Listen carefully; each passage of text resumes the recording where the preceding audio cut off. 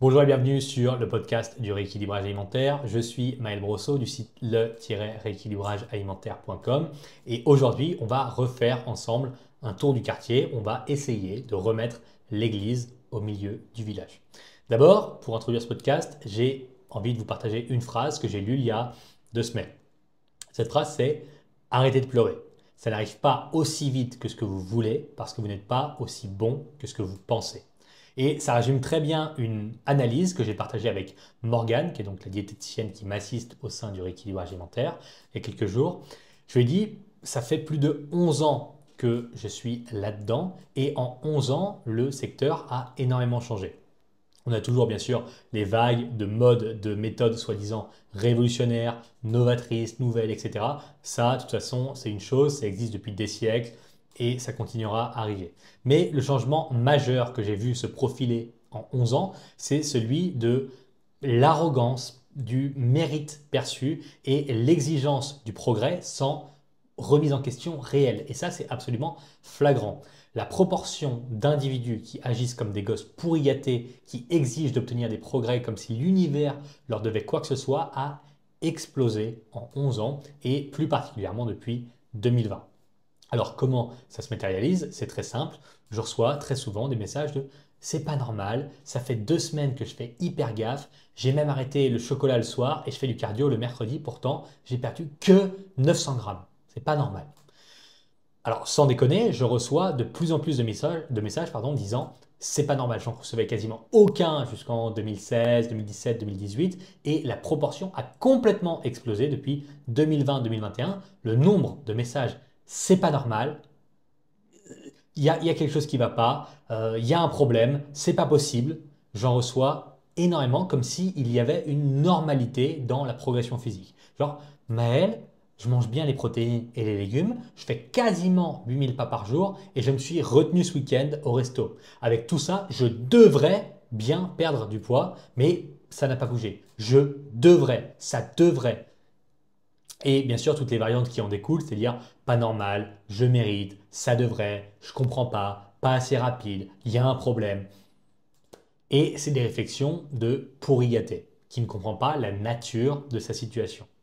Quand j'étais gamin, on était pauvre. On était pauvre et les très rares occasions où on allait au restaurant, l'automatisme pour mon frère et moi, c'était, enfin pour mes frères, pardon, et moi, c'était de prendre de l'eau. On ne pensait même pas à l'idée d'un dessert, on ne pensait même pas à l'idée de prendre une entrée ou des trucs à grignoter. Non, on prenait de l'eau. Qu'est-ce que vous allez boire? De l'eau. Et puis ensuite, on regardait la carte et la façon dont on avait été éduqué, c'était de choisir naturellement le plat le moins cher parce qu'on se rendait compte de notre situation et il n'y avait pas d'histoire de tiens j'ai envie de prendre ça parce que ça me ferait plaisir. On regarde dans les options les moins chères et on choisit ce qui nous plaît là-dedans et basta. C'était normal, c'est comme ça qu'on a grandi.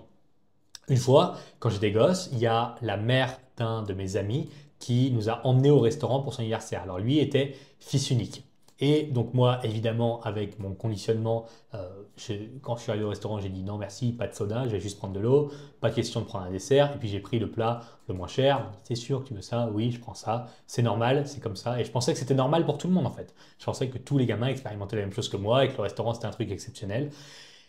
Et donc, j'ai un souvenir marquant dans mon esprit, c'est quand elle lui a refusé le troisième coca. Il a eu un coca, deux coca, moi j'hallucinais. Et il a dit, je veux un troisième coca. Elle lui a dit non. Et il a fait une crise énorme dans le restaurant quand sa mère lui a dit non pour le troisième coca. Parce que c'était impensable pour lui d'accepter le refus. Il méritait son troisième coca à 10 ans et demi, 11 ans. Bon, il va avoir 11 ans à ce moment-là. Il méritait son coca, c'était son anniversaire, c'était lui qui décidait. C'est comme ça. Il y avait une interruption de pattern impensable dans le fait de subir un refus. Alors c'était juste un pourri gâté qui ne comprend pas la nature de sa situation. Pour moi, c'était déjà pas normal d'aller au restaurant, c'était encore moins normal de pouvoir commander un soda et un dessert, alors que lui était persuadé que tout ça faisait partie du package de mérite dont il bénéficiait. La réalité, c'est que l'univers ne vous doit que dalle et que personne ne vous doit rien. Même la politesse, la courtoisie, la sympathie, personne ne vous doit rien. Il y a des comportements sociaux tacites qu'on a l'habitude d'entendre, mais il n'y a pas de règle universelle que vous méritez plus qu'un autre. Et comme ce gosse ne méritait pas son troisième coca, vous ne méritez pas de maigrir parce que vous avez fait des efforts. Il ne méritait pas d'avoir son troisième coca juste parce qu'il était fils unique et que sa mère avait un peu d'argent et que c'était comme ça. Il n'y avait pas de notion de mérite là-dedans. Et il n'y a pas non plus de notion de mérite. Vous ne méritez pas de maigrir parce que vous avez fait des efforts. Et c'est la différence majeure entre deux perceptions de la réalité. Je sais qu'en travaillant avec beaucoup de concentration, j'augmente la probabilité que ce podcast soit largement diffusé, mais je sais aussi qu'il n'y a aucune garantie et que je ne mérite pas qu'il le soit par la simple action de mon travail. Peu importe la quantité de souffrance, d'effort et de concentration que j'aurais mis là-dedans. Eh bien, vous devez savoir qu'en faisant des efforts et en vous appliquant sur votre perte de poids, vous augmentez la probabilité d'atteindre votre objectif, c'est une chose, c'est sûr, mais vous devez savoir que le niveau de souffrance et de sacrifice relatif que vous éprouvez n'est jamais la garantie d'atteindre l'objectif concret et réel. Vous ne méritez pas en proportion de votre souffrance et de vos efforts perdus. Vous obtenez en l'échange des efforts et de la souffrance nécessaires. Arrêtez de pleurer.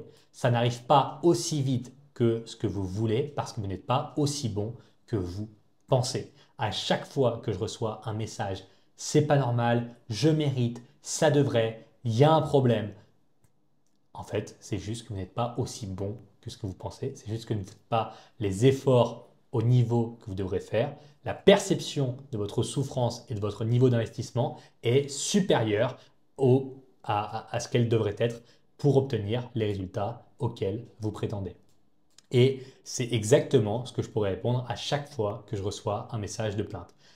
Tu maigris pas aussi vite que tu l'exiges? Normal, t'es pas aussi bon que ce que tu penses. Tu souffres beaucoup mais ton poids ne bouge pas? Normal, tu as mal calibré tes attentes par rapport à ta capacité de production d'efforts. Et je dis que le phénomène s'est amplifié drastiquement depuis 2020 parce qu'il y a eu un changement de paradigme dans la régulation de la dopamine.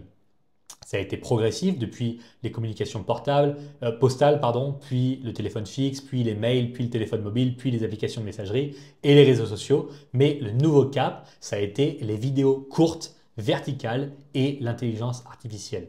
En 2015, quand je disais qu'il fallait un an, quand je disais qu'il fallait qu'on bosse pendant un an sur le rééquilibrage alimentaire avec une cliente, c'était relativement bien accepté que le poids n'allait probablement pas bouger pendant les 2 premiers mois parce qu'on allait faire les choses progressivement et les inscrire dans le temps long, c'était aussi logique et accepté.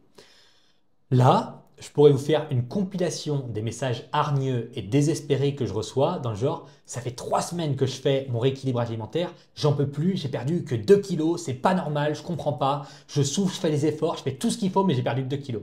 C'est hallucinant. Vous pouvez peut-être en rire à l'écoute, mais c'est extrêmement, extrêmement répandu.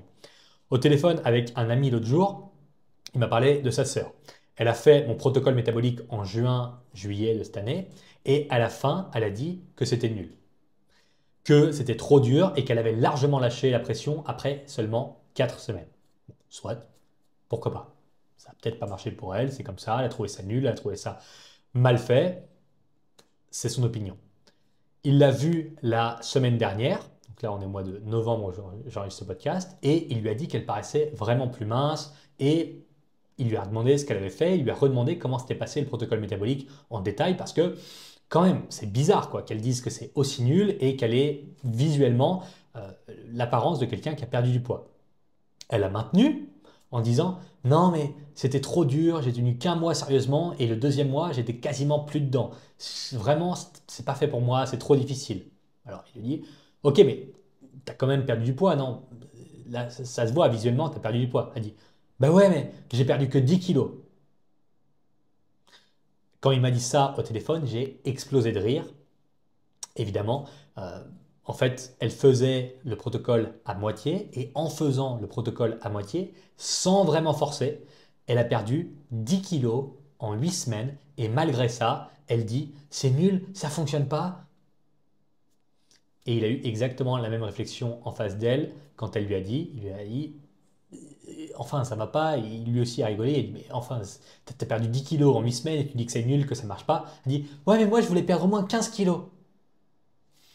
Incroyable. Le protocole a exceptionnellement bien fonctionné pour elle. En creusant, elle a dit qu'elle se sentait mieux, meilleure digestion, plus d'énergie et tout le tralala.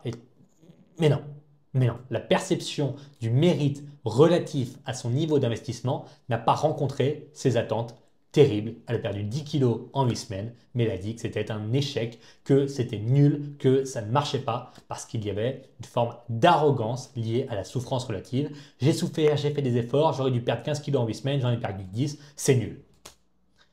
Impressionnant.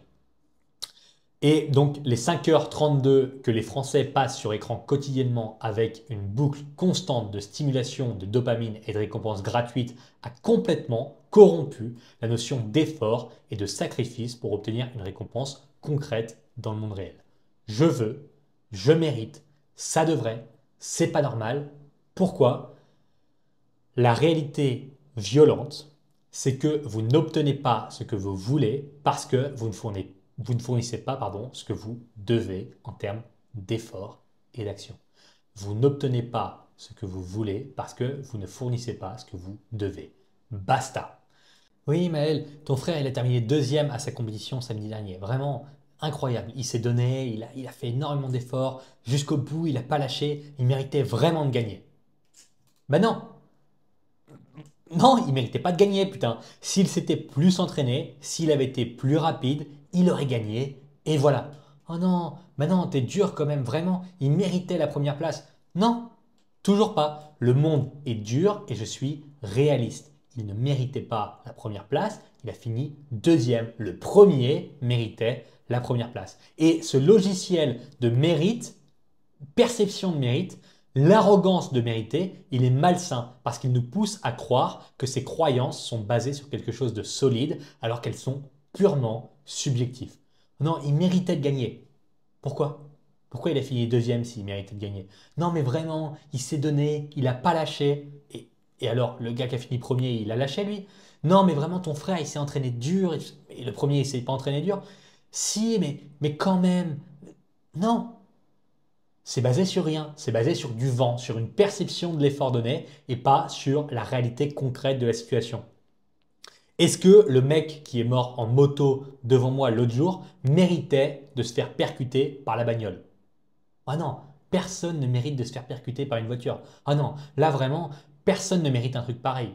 Ah bon? Et si je vous dis qu'il n'avait pas de casque? Non mais ça change rien, il n'avait pas de casque, mais il ne méritait pas de se faire percuter. Et si je vous dis qu'il arrivait à 70 km/h à une intersection? Oui, oui, c'est vrai, il n'a pas respecté le code de la route, mais quand même, on ne mérite pas de mourir comme ça en moto. Ok, et si je vous dis qu'il ignorait complètement les autres usagers, vraiment, il allait à fond, tout droit, il n'en avait rien à foutre. Oui, mais quand même, personne ne mérite de mourir. Ok, et si je vous dis qu'il avait 2 grammes d'alcool dans le sang à l'autopsie, est-ce que la perception du mérite subjectif de sa mort change quelque chose? Non, mais c'est vraiment pas bien ce qu'il a fait. C'est vraiment pas bien, hein. Vraiment, il aurait dû être arrêté, il doit être sanctionné pour ça, mais il ne méritait pas de mourir. Toujours pas, non? Et si je vous dis que s'il n'était pas mort en se faisant percuter en moto, il aurait causé le décès de 2 gamins innocents qui traversaient la route 100 mètres plus loin et qu'il n'avait pas vu. Alors, où est la notion de mérite là-dedans? Est-ce qu'il méritait de mourir?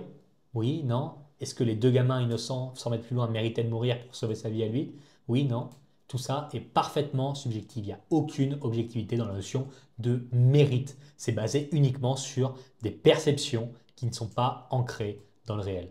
Parce que le mérite n'existe pas dans cette situation. Elle est ce qu'elle est et se suffit à elle-même. Au même titre que votre perte de poids. La notion de mérite n'existe pas. Personne ne vous doit rien. L'univers ne vous doit rien. La perte de poids est objective. Si vous ne progressez pas ou pas assez vite, selon votre appréciation, c'est que vous devez apporter des changements correctifs. Ça n'est pas parce que l'univers vous déteste. Vous êtes à l'origine des changements que vous voulez voir se produire. Personne d'autre ne l'est. Et je vous dis ça avec toute la bienveillance qu'il est possible d'y associer. C'est du sabotage. Vous vous bercez d'illusions. Vous dire que vous êtes très courageux et très fort et que la vie est très dure et que c'est pas normal et que vous méritez et que vraiment c'est pas juste. Ok, et quoi? Vous allez rester là à vous plaindre? si je vous dis ça, c'est pas juste, c'est vraiment trop dur. Non mais vraiment, tu méritais là, avec tous les efforts que tu as fait, avec tout ce que tu as enduré, avec toute la souffrance. Vraiment, tu méritais. Oh, c'est trop dur. Ben non. La vie n'a jamais été aussi facile sur le plan de la survie physique. On a bouffe en illimité, divertissement en illimité, eau potable, douche, lit, drap, tranquillou. Franchement, le paradoxe du confort moderne, c'est la complexité de naviguer dans un monde d'abondance. Personne n'a eu ces problèmes avant nous, dans les générations précédentes. Personne n'a jamais eu ces problèmes. Tout ça est parfaitement inédit. L'explosion du numérique, l'explosion du temps sur écran et surtout l'explosion des contenus courts à boucle de récompense dopaminique extrêmement rapide. 15 secondes, 30 secondes, 40 secondes.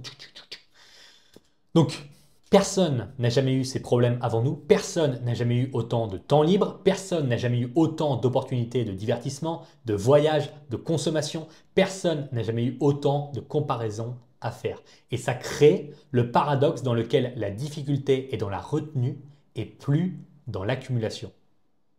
La difficulté d'aujourd'hui, elle est dans la retenue et plus dans l'accumulation, alors qu'elle a toujours été dans l'accumulation.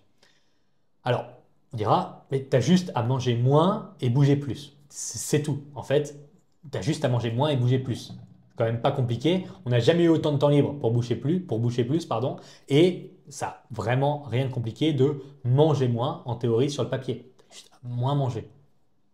Et le problème, c'est qu'il faut faire ça dans un monde qui est designé pour manger le plus possible et pour bouger le moins possible.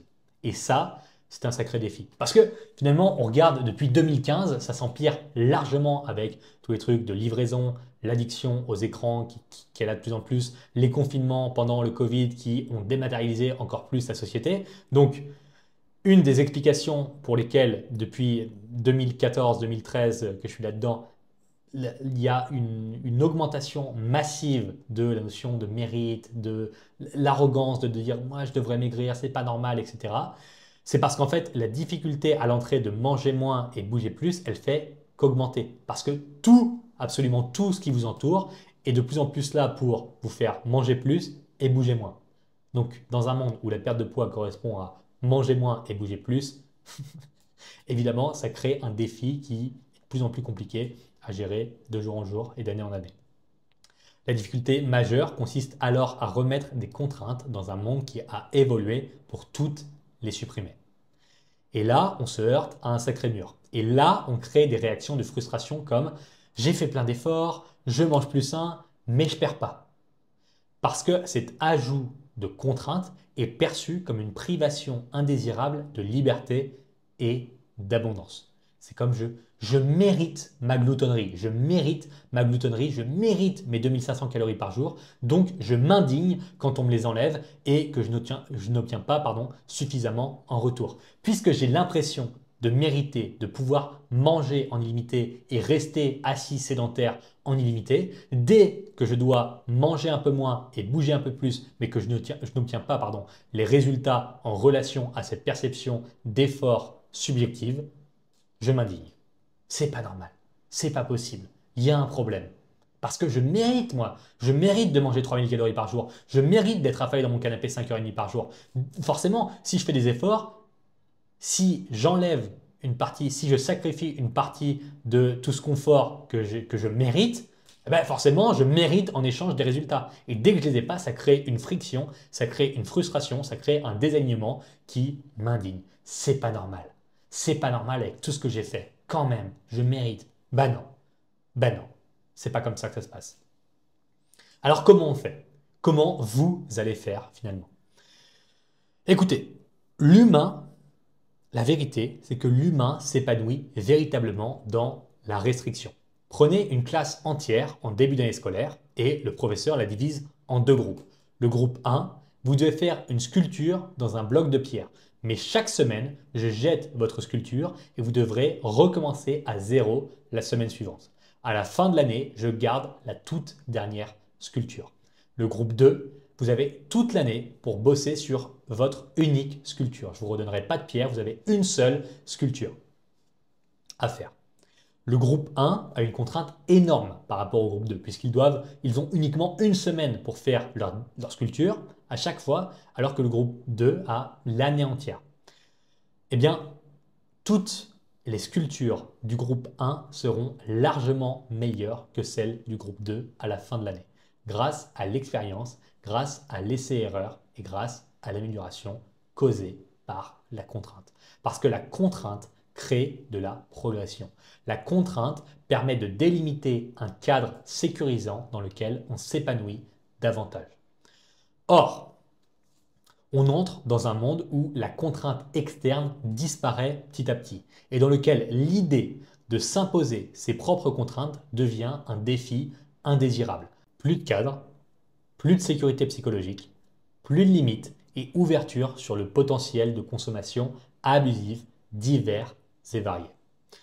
En l'occurrence, celle de la nourriture pour nous. Si on n'a plus de cadre, s'il n'y a plus de problème d'accumulation de nourriture, s'il n'y a plus la compensation par le travail physique, on a donc de la nourriture en illimité, une sédentarité qui se normalise et donc accumulation de nourriture qui commence à être problématique depuis des années déjà, mais qui fait que s'empirer. 3 choses à retenir. La contrainte crée du cadre et permet l'échange de flux. S'il n'y a pas de contrainte, il y a une infinité de possibilités. Donc, vous devez compter sur la motivation uniquement pour prendre des décisions sur le moment. Et puisque la motivation est volatile, vous vous condamnez à subir vos émotions et à être contrôlé par l'extérieur. Vous abandonnez le contrôle de votre propre navire. Et c'est le propre du surpoids.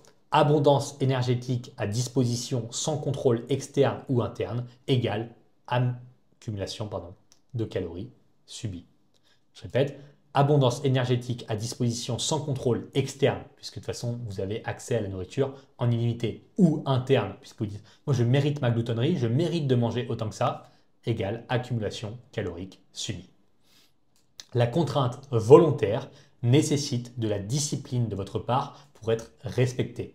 Vous devez savoir pourquoi vous le faites et comment vous allez le faire. À ce moment, la discipline vous offre la liberté. Vous êtes libéré du contrôle externe. C'est vous qui décidez ce que vous faites, de ce que vous mangez, de ce que vous consommez. Vous décidez de sacrifier les chipsters en illimité pour obtenir une apparence physique qui correspond à votre volonté réelle, plutôt que de sacrifier votre physique idéal pour obtenir des chipsters en illimité. Ne voyez plus la contrainte comme étant un élément négatif qui vous soumet. Voyez la contrainte comme étant un élément indispensable pour la construction d'un avenir qui correspond véritablement à ce que vous attendez de vous-même. La monogamie, le couple, est une contrainte que vous vous imposez qui permet d'installer un climat de confiance, de confort, de prédictabilité qui ouvre la possibilité de construire avec moins de précautions que l'instabilité des relations éphémères qui obligent plus de méfiance. Normal. Le déficit calorique est une contrainte alimentaire que vous vous imposez pour vivre une vie dans un état physique et psychologique que vous considérez plus agréable et souhaitable que l'alternative. C'est toujours un échange de flux. Vous sacrifiez pour obtenir. Deuxième élément, l'univers ne vous doit rien et tout le monde s'en fout. Vous le faites pour vous et vous êtes l'unique capitaine à bord du navire. Vous pouvez maigrir pour faire évoluer votre relation aux autres, par exemple être plus séduisante, je veux maigrir pour être plus séduisante, donc je le fais pour les autres. Non, vous le faites pour vous, pour changer la perception extérieure. Mais en arrière-plan, c'est vous qui agissez pour votre propre bénéfice. Vous faites évoluer votre relation aux autres. Mais à chaque fois, c'est pour vous. Ça implique naturellement que tout ça vous appartient pleinement. Les bénéfices, les résultats, les progrès, c'est à vous. Et donc également les problèmes, les difficultés et les doutes aussi. Et tout le monde s'en fout. Vous pouvez recevoir de l'empathie et des conseils, mais pas grand-chose de plus. Le monde n'arrête pas de tourner, les gens n'arrêtent pas de vivre et l'univers ne va pas vous sauver parce que vous trouvez ça dur, injuste, lent, fatigant et déprimant. L'indignation ne changera rien et la quantité d'énergie que vous allouez à la plainte sera toujours mieux investie dans la résolution des problèmes. Arrêtez de pleurer, ça n'arrive pas aussi vite que vous voulez parce que vous n'êtes pas aussi bon que ce que vous pensée. Troisième élément, c'est toujours pire dans votre tête que dans la réalité. Faites le bilan à froid et objectif du rééquilibrage alimentaire. Je dois faire cuire une cuisse de poulet. Je dois faire cuire des haricots verts et les manger.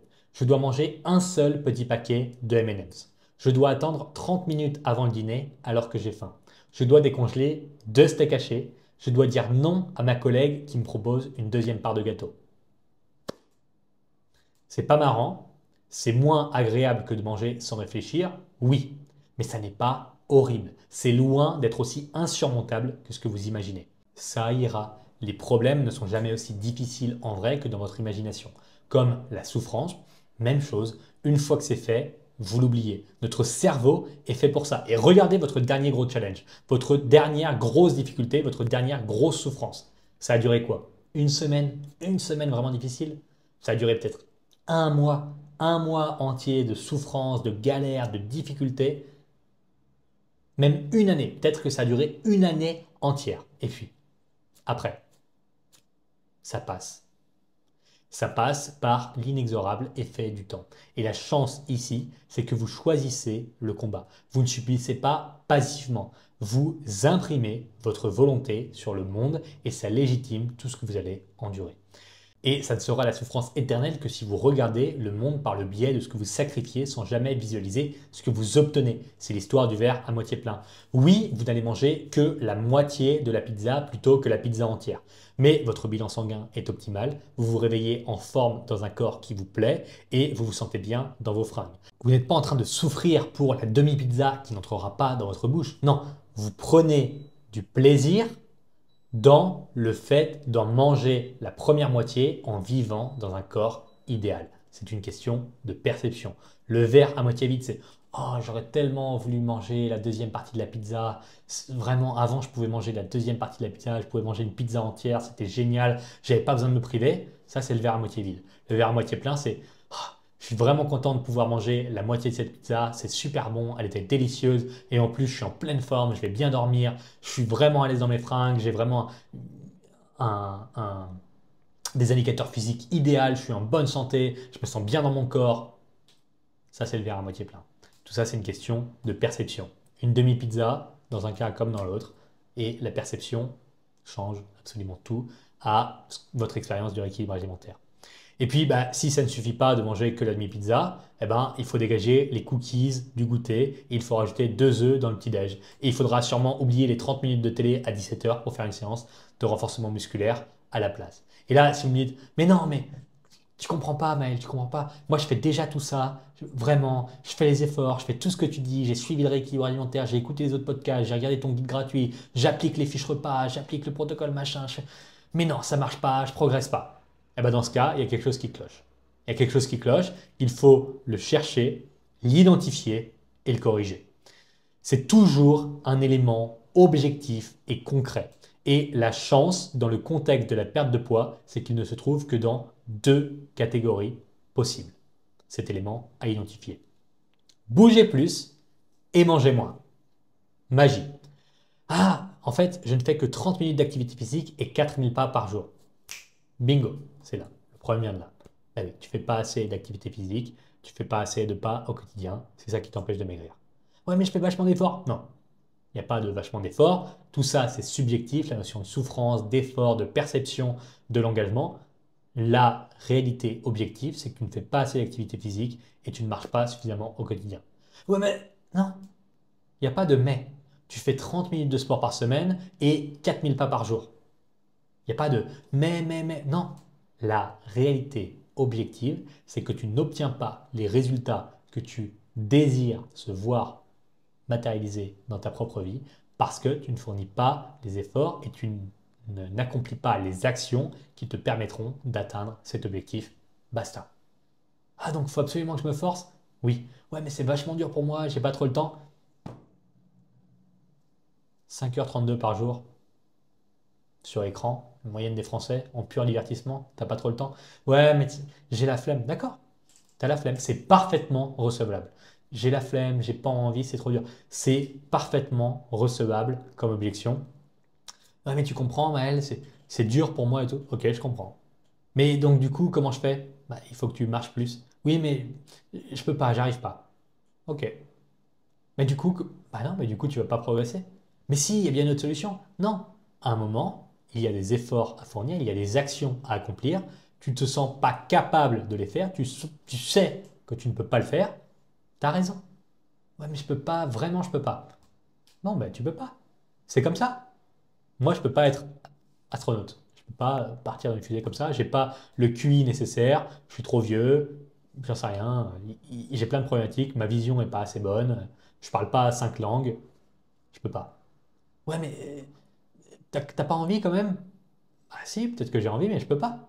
Donc j'accepte la réalité. Je peux pas être astronaute parce que j'ai pas le QI nécessaire. Et là, je peux rien y changer. Ok. Mais donc, ça veut dire quoi? Accepter la réalité de la perte de poids. Ça veut dire que si tu n'es pas prêt à doubler ton nombre de pas quotidien, si tu n'es pas prêt à faire 2 heures, 2 heures et demie d'activité physique par semaine au lieu de tes 30 minutes, tu peux pas maigrir. Ouais, mais comment ça, je peux pas? Bah, tu peux pas, c'est tout. Et à un moment, il faut accepter la réalité objective telle qu'elle est. Oui, mais si je fais plus d'efforts, ok, plus d'efforts, ça veut dire quoi? Ça veut dire 4 fois plus d'efforts. Ah non, je peux pas ça. Bon, ben alors tu peux pas maigrir. Et c'est le thème. Par exemple, ah mais je fais 3 apéros par semaine et je bois du jus d'orange au goûter. Ok, c'est là. C'est là. On a identifié, on a cherché, identifié, et maintenant il faut corriger le problème. 3 apéros par semaine, je bois du jus d'orange au goûter. C'est là. Le problème est là. Ok, comment on règle ça? Bah, si tu continues à faire 3 apéros par semaine, il faut que tu manges des crudités, que tu boives du soda sans calories quand tu vas à l'apéro. Non, mais moi j'aime bien boire mon verre de vin. Ok, mais t'en bois un seul sur les 3 apéros, ou deux au total. Ouais, mais non, non, parce que moi normalement j'en bois 3 ou 4 par apéro. Ah, c'est là le problème. C'est pour ça que tu perds pas de poids. Mais je peux pas compenser ailleurs. Si tu peux compenser ailleurs, mais tu vas avoir faim, ça va être difficile, tu vas craquer davantage.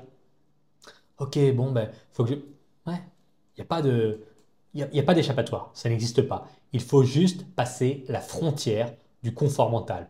Le nombre de fois où j'ai démarré une conversation téléphonique sur non, mais Maël, là, c'est vraiment pas possible. Je te jure que je fais tout parfaitement et pourtant, ça fonctionne pas. Je te jure, je te jure, je te jure.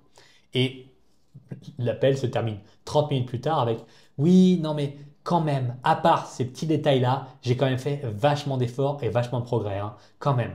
Et les petits détails, c'est quoi? C'est 2 craquages, 5 grignotages, des portions mal calibrées et 3 séances de sport loupées au cours des 2 dernières semaines. À part ces petits détails, j'ai fait quand même vachement d'efforts. 2 craquages, 5 grignotages, la double portion de riz parce que j'avais un peu plus faim, 3 séances de sport loupées parce que j'étais fatigué. Et voilà, les petits détails qui... Ah, j'ai quand même fait vachement d'efforts. Ça n'enlève en rien le fait que vous avez fait beaucoup d'efforts. Oui, vous faites beaucoup d'efforts, vous écoutez ce podcast, vous vous dire non mais il ne comprend pas ma situation, machin. Ok, il a suivi des milliers de personnes, mais moi je suis vraiment différent, il ne comprend pas. C'est vraiment dur pour moi. J'ai un travail, j'ai 3 enfants, j'ai la maison à tenir. J'ai suivi et accompagné 4611 femmes personnellement, individuellement dans leur perte de poids. Si vous continuez à penser que votre situation est particulière et différente et beaucoup plus dure, à nouveau, il y a peut-être un problème de perception de la réalité là-dedans. Soit. La réalité, c'est que peu importe la perception de souffrance et d'effort que vous avez de vous-même, de la situation dans laquelle vous êtes, ça ne change rien au fait que ça peut être insuffisant. Oui, et si ça bloque, si vous ne progressez pas à la vitesse à laquelle vous souhaitez progresser, si vous stagnez, c'est parce que les actions que vous accomplissez ne sont pas suffisantes. Soit pas les bonnes, soit pas suffisantes. Pas les bonnes dans la mesure où vous n'appliquez pas correctement le rééquilibre alimentaire que je partage depuis des années. Là, ça peut être pas les bonnes. Ou alors pas suffisantes dans la mesure où vous appliquez exactement ce que je raconte, mais que vous le faites de façon inconstante, que vous le faites de façon incomplète. Là, on est sur une problématique objective. Si vous pensez que vous faites tout parfaitement, mais qu'il ne se passe rien sur les progrès, laissez-moi vous faire gagner du temps. L'univers ne fait pas un complot contre vous, vous ne faites juste pas tout parfaitement. Encore plus de temps à gagner? Ok. Il suffit de vous asseoir 5 minutes sur le bord de votre lit en fermant les yeux et en analysant vos dernières semaines pour trouver exactement ce que vous faites mal. Parce que vous le savez, mais vous l'ignorez volontairement. Encore un podcast qui remue, mais bon, il faut bien que quelqu'un le fasse dans l'hypocrisie ambiante du milieu. À bientôt pour l'épisode 98.